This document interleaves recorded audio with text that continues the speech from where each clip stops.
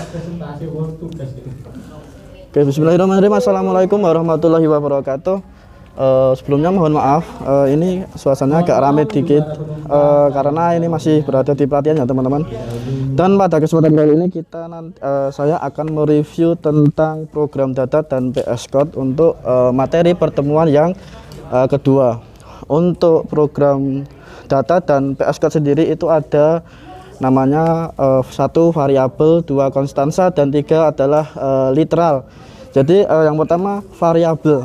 Jadi definisi dari variabel itu sendiri adalah nama yang diberikan untuk kumpulan sel memori yang dirancang untuk menyimpan item data tertentu gitu ya.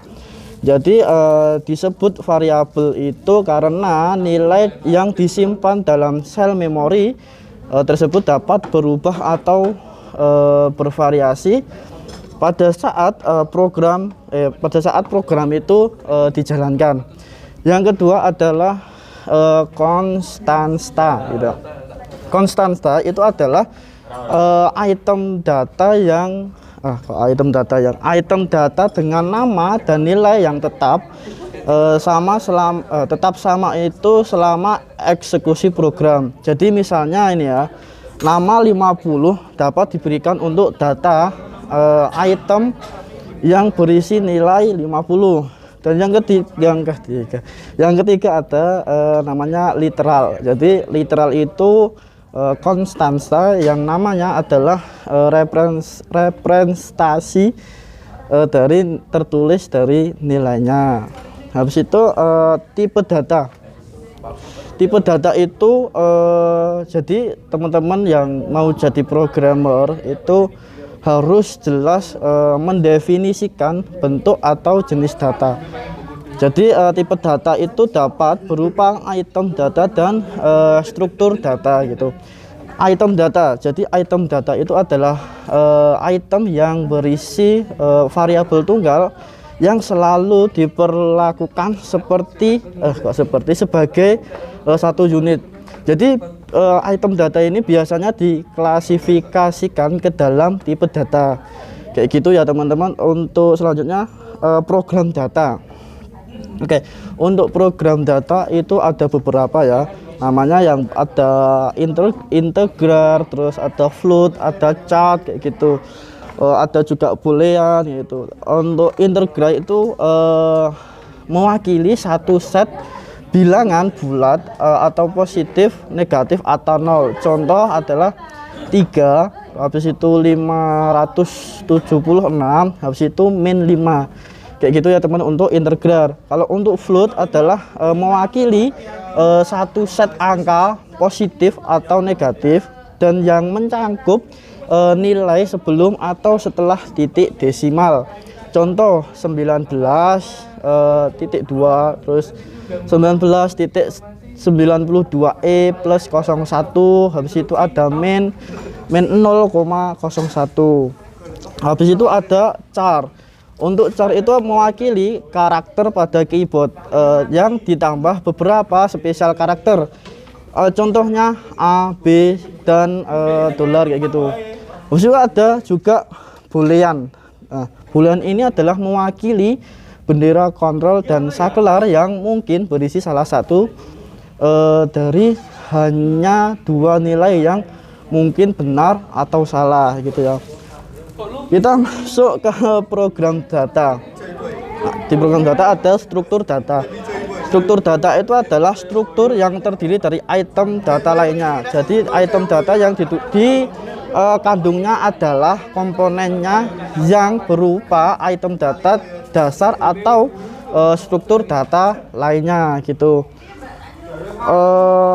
Untuk habis itu ada record sama file. Untuk record bukan perekam ya teman-teman. Jadi record ini adalah kumpulan item data atau bidang yang semuanya itu memiliki hubungan dengan satu sama lain. Misalnya nih ya teman-teman, misalnya catatan siswa mungkin berisi catatan siswa, nomor, terus habis itu ada alamat dan ada juga mata pelajaran yang terdaftar gitu. Selanjutnya ada file. File itu adalah apa ya file itu? File itu adalah kumpulan catatan yang terkait. Misalnya nih, ya kan? Misalnya teman-teman, file siswa mungkin berisi tentang kumpulan catatan tentang siswa gitu. Habis itu ada array. Array itu adalah struktur data yang terdiri dari sejumlah variabel atau data item yang semuanya memiliki tipe data yang sama dan itu diakses dengan nama yang sama. Misalnya sebuah array itu disebut skor yang mungkin berisi kumpulan nilai ujian siswa kayak gitu. Habis itu ada namanya string. Untuk string itu adalah kumpulan karakter yang bisa tetap atau variabel. Sebagai contoh ini ya, Jenny Parker. Nah, itu dapat mewakili struktur data string sebagai nama siswa gitu teman-teman. Jadi string ini adalah kumpulan karakter yang bisa tetap atau variabel kayak gitu. Terus selanjutnya itu ada file. Nah, file ini adalah metode penyimpanan informasi yang populer. Jadi file ini metode penyimpanan yang populer itu memasukkan dan menyimpan data dalam file. Ada beberapa keuntungan kita menyimpan data di file atau kita menggunakan file gitu. Yang pertama itu ada program yang kita buat itu bisa berbeda dan dapat mengakses data yang sama kayak gitu. Terus yang kedua ada data dapat dimasukkan dan digunakan kembali atau namanya apa ya, reuse apa ya lupa kemarin, kembali reuse yang bisa beberapa kali. Terus selanjutnya kita dapat dengan mudah diperbarui atau diupdate dan dipelihara atau maintenance kayak gitu bahasanya. Dan yang terakhir itu data kita itu lebih akurat.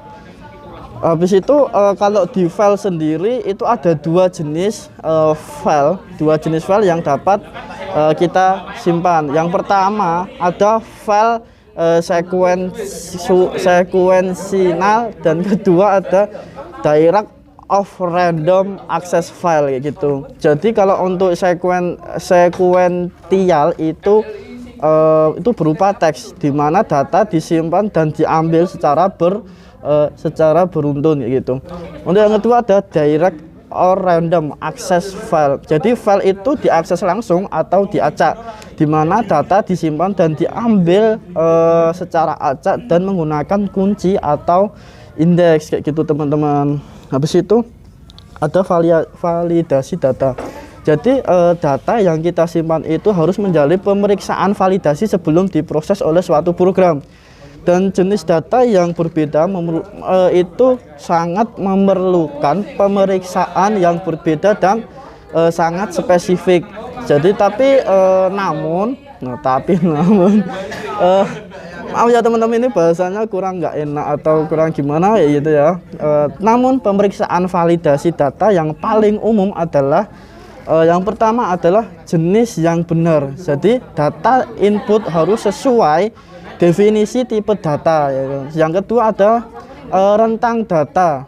Data yang diinput itu harus berada di dalam kumpulan atau rentang yang diperlukan. Yang kedua ada kita memasuki PS Code. Jadi PS Code kemarin udah saya jelaskan apa itu PS Code.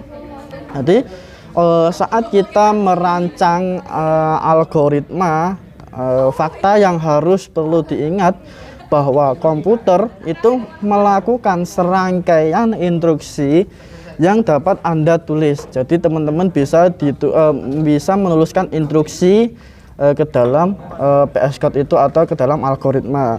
Dan jika teman-teman menggunakan kata dan frasa dalam kode semu atau PS Code itu yang sesuai dengan sejumlah 6 operasi dasar komputer dan 6 komputer dasar, yaitu adalah 1. Komputer dapat memasukkan atau menerima informasi. Yang kedua, komputer dapat mengeluarkan informasi. Yang ketiga adalah komputer dapat melakukan operasi aritmatika. Yang keempat adalah komputer dapat menetapkan, memberikan nilai variabel atau memori. Terus yang kelima adalah komputer dapat membandingkan variabel. Dan yang terakhir adalah komputer dapat mengulangi perintah atau tindakan itu. Jadi ketika komputer diperlukan untuk menerima informasi itu atau menerima input dari sumber tertentu itu, apakah itu terminal, apakah itu disk atau perangkat lain, atau kata kerja read dan get yang digunakan dalam PS Code gitu. Jadi read itu biasa digunakan ketika algoritma menerima input dari record pada file, sedangkan get digunakan ketika algoritma menerima input kayak buat contoh ini ya, instruksi PS Code untuk menerima informasi kayak gitu. Mungkin apa ya, itu dulu ya teman-teman dari review materi tentang PS Code kali ini, dan mohon maaf apabila banyak kesalahan dan mungkin suaranya kurang jelas karena ini masih berada di Hotel Haris dalam rangka sertifikasi. Jadi masih banyak teman-teman di sini dan ini harus deadline hari ini. Jadi ya gini suasananya, tapi nggak apa-apa. Yang penting kita bisa sharing informasi kepada teman-teman ya, kayak gitu. Dan mohon maaf apabila kata yang saya sampaikan itu kurang benar atau belibet kayak gitu bahasanya. Itu saya mohon maaf sebesar-besarnya ya teman-teman. Akhir kata dari saya, Tegar Dwi Kurniawan, mohon pamit undur diri. Wabillahi taufiq wal hidayah. Wassalamualaikum warahmatullahi wabarakatuh. Salam sehat.